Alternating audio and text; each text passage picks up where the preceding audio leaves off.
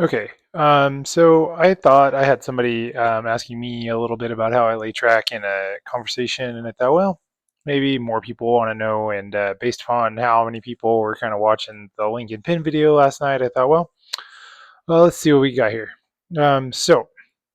What I did here is I just took a piece of foam, I gave it a little bit of texture. You can see I still didn't paint the bottom of it. Paint's still drying. I kind of gave it some dirt and mud in the center there. I have some basswood ties, which is what I used on the broken pine up above. These guys are, see, those guys are about 5 mil by 2 mil. Um, and I just went with millimeters because it's a little rounder number. So I kind of wanted to talk about how I do track. So I have my base kind of set up, and when I do my track, this is about what I have on the broken pine, and on the dead rail layout, I'm using a lighter mixture, much lighter mixture. This I'm just kind of doing a demo, so I thought why not just like make it dark. I didn't have my base paint. I'm out, which is what I use. So I'm going to come in here. I got some Eileen's Techie, and I'm just going to set my ties. Now, my ties are basswood, and I set them about a thumb's width apart. That's how I do it. Some guys are really particular. They set it, they get out a scale and they lay it down. Yeah, you can do that. Fine. You do you. Everybody does the modeling their own way. I am not looking for, so you'll notice this tie is not in line with the other tie. This is hand laid track. These guys were laying logging track. They are going fast. There is nothing pretty about it, in my honest opinion, because this is about money and time. So you need to get your lumber to the market. You need to get it down there so that somebody buys it, and you can get money to supply your Lokies and get more timber, obviously. Okay. Um, so we got this here. I just have 6 ties on there, and then I have a piece of just standard um, HO track up here. Okay, so here's the standard end. This is code 100. That's all I use on the broken pine, and any of my stuff I use code 100. It's the easiest. Yeah, you can use 83. You do you. And then what I do with that is I remove ties to get this. So if you're looking at the dead rail layout, which is the one with the oil jack pump on it, um, this is as far as I go. I'm not doing this on that layout. And the reason for that is that travels in my honest thought process and in how I function, um, that just doesn't, it's not going to work for traveling, in my opinion. So what I do here is I come in here and I have my ties kind of randomly spaced. So if I was going to hand lay this, I would come in here and I would leave my ties exactly like they are, and then I would move them around so that they fit between these ties. So we're going to kind of move them around, and you can see I got one sitting here, sitting on top. And I got one more sitting on top over here on the right. Okay. And then, now these don't really matter where they're at because these ties are going to get cut off when we hand lay this, when we spike it. So we got it down. Okay. Push that guy down. Now, again, if you are a staunch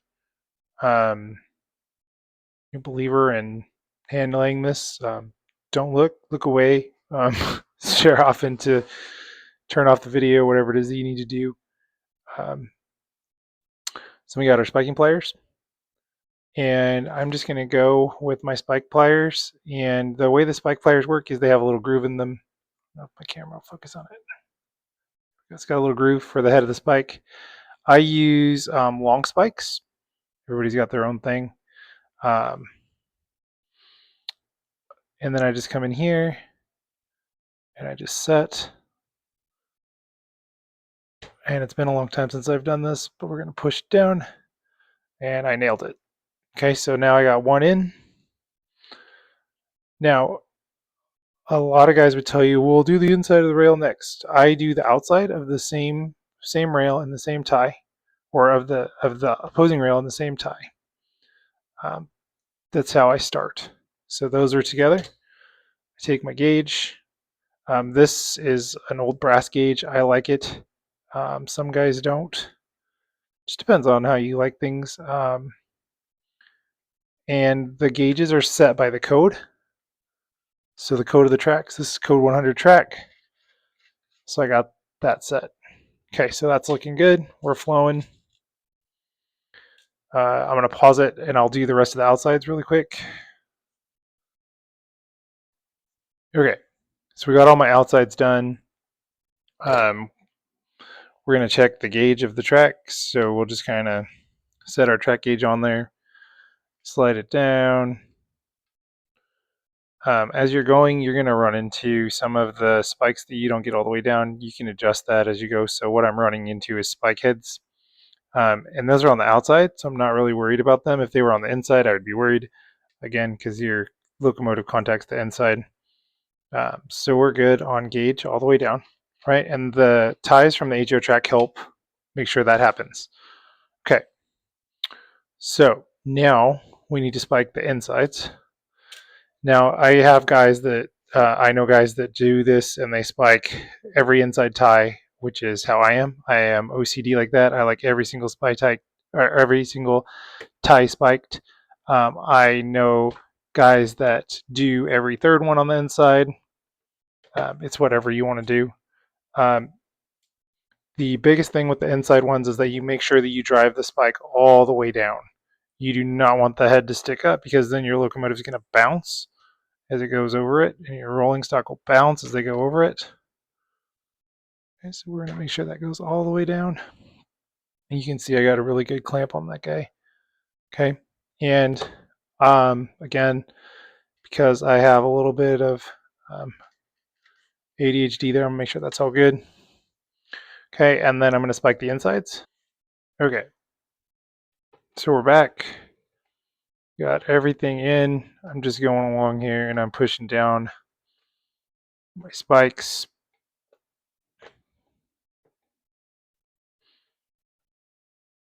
Making sure those are down, all the way seated. As you're pushing, it's really important that you just push straight down and that you're not changing the gauge of the track as you push. So we'll take our track gauge one more time, catching on that outside head on the spike there. So I'm just going to push down a little better. There we go. Slides down. And that's hitting on this outside spike right here. Push down, push down.